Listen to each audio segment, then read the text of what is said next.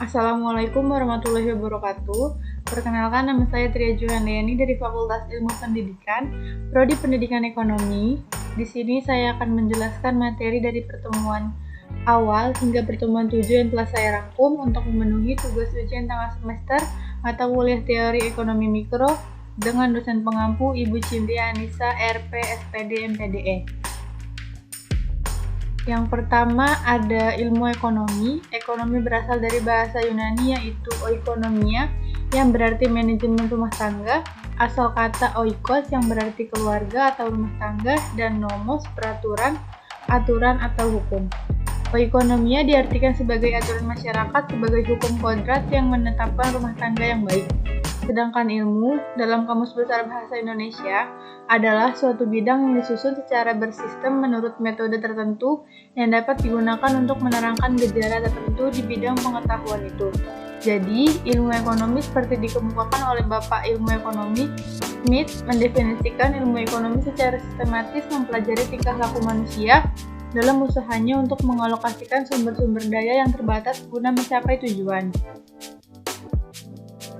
Menurut Sadono Sukirno, dalam bukunya Mikroekonomi mendefinisikan ilmu ekonomi untuk menganalisis biaya dan keuntungan serta memperbaiki corak penggunaan sumber daya baik sumber daya alam maupun sumber daya manusia.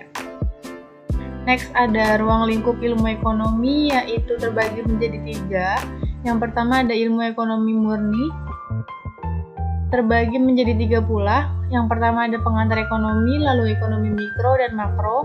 Selanjutnya ilmu ekonomi terapan, terbagi menjadi 3 juga, yaitu ekonomi moneter, internasional dan perbankan. Yang terakhir ada ilmu yang sifatnya penunjang, yaitu statistika dan matematika. Selanjutnya ada konsep permintaan. Permintaan adalah sejumlah barang dan jasa yang diinginkan dan mampu dibeli oleh konsumen untuk memenuhi kebutuhan pada berbagai tingkat harga dan waktu tertentu di pasar. Biasanya, tinggi permintaan akan mempengaruhi harga. Sebaliknya, rendahnya permintaan juga akan membuat harga semakin rendah. Selanjutnya ada hukum permintaan, yaitu hukum yang menjelaskan tentang adanya hubungan yang bersifat negatif antara tingkat harga dengan jumlah barang yang diminta. Jika harga naik, jumlah barang yang diminta akan menurun.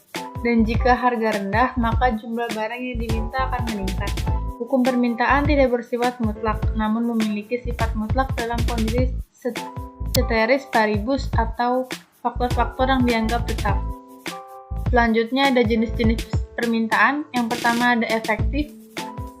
Efektif yaitu permintaan yang disertai dengan daya beli dan terjadinya transaksi. Yang kedua ada potensial, yaitu permintaan yang disertai dengan daya beli namun belum terjadi transaksi. Yang terakhir ada absolut, yaitu permintaan yang tidak disertai dengan daya beli. Selanjutnya ada faktor-faktor yang mempengaruhi permintaan, yaitu ketersediaan dan perubahan harga barang sejenis. Yang kedua ada jumlah pendapatan masyarakat. Yang ketiga ada selera konsumen. Yang keempat intensitas kebutuhan konsumen. Yang kelima ada perkiraan harga pada masa depan. Yang terakhir ada jumlah penduduk. Selanjutnya ada konsep penawaran, yaitu sederhana adalah jumlah barang yang disediakan oleh penjual untuk dijual kepada pembeli. Penjual menawarkan barang dan jasa kepada pembeli dengan harga tertentu pada kondisi tertentu sesuai dengan situasi. Selanjutnya ada faktor penawaran, yaitu harga barang, jumlah produsen atau penjual, jumlah dan harga substitusi, bencana alam, biaya produksi, teknologi dalam produksi, dan perkiraan harga di masa mendatang. Selanjutnya macam-macam penawaran.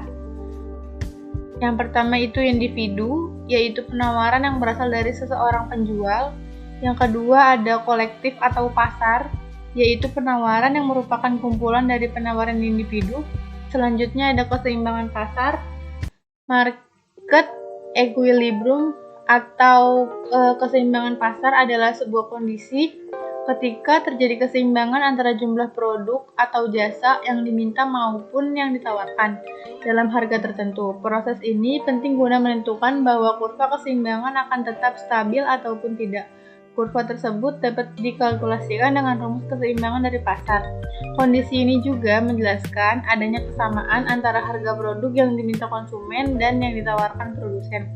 Jika keseimbangan dalam pasar telah tercapai, semua harga akan cenderung stabil. Nah, kondisi itu pun dikenal dengan istilah keseimbangan pasar. Rumus keseimbangan pasar yaitu QD sama dengan QS sama dengan QE, atau PD sama dengan PS sama dengan PE. Keterangannya itu D itu demand atau permintaan, S itu supply atau penawaran, P itu price atau harga, Q itu quantity atau jumlah, E itu equilibrium atau keseimbangan. Fungsi keseimbangan penawaran yaitu penawaran lebih berfokus pada kolerasi persamaan yang antara harga dan jumlah barang yang ditawarkan pihak produsen. Mekanismenya disesuaikan dengan hukum penawaran, yaitu ketika terjadi peningkatan jumlah barang, maka akan diikuti harga yang juga naik di pasar. Selanjutnya ada elastisitas permintaan.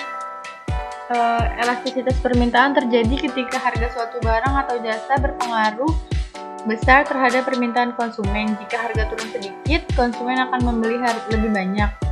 Jika harga naik sedikit, mereka akan berhenti membeli sebanyak mungkin dan menunggu harga kembali normal.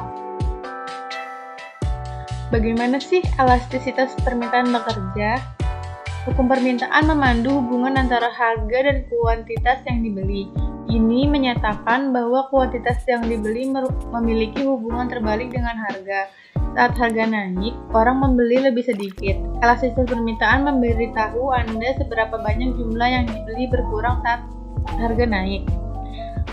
Jika sesuatu barang atau jasa memiliki permintaan elastisitas, artinya konsumen akan banyak melakukan perbandingan belanja. Mereka melakukan ini ketika mereka tidak putus asa untuk memilikinya atau mereka tidak membutuhkannya setiap hari. Mereka juga akan membandingkan toko ketika ada banyak pilihan serupa lainnya. Faktornya ada sifat komoditas, ketersediaan barang pengganti, barang dengan penggunaan yang berbeda, pendapatan konsumen, kebiasaan konsumen, dan tingkat harga. Yang terakhir ada elastisitas penawaran. Elastisitas penawaran atau elasticity of supply adalah istilah dalam dunia ekonomi yang mendefinisikan pengaruh terhadap besar atau kecilnya level kepekaan perubahan jumlah barang yang ditawarkan terkait adanya perubahan harga dari barang tersebut. Faktornya ada ketersediaan barang, banyaknya produsen yang memproduksi barang tersebut, dan inovasi teknologi. Sekian dari saya, kurang lebihnya mohon maaf. Terima kasih. Wassalamualaikum warahmatullahi wabarakatuh.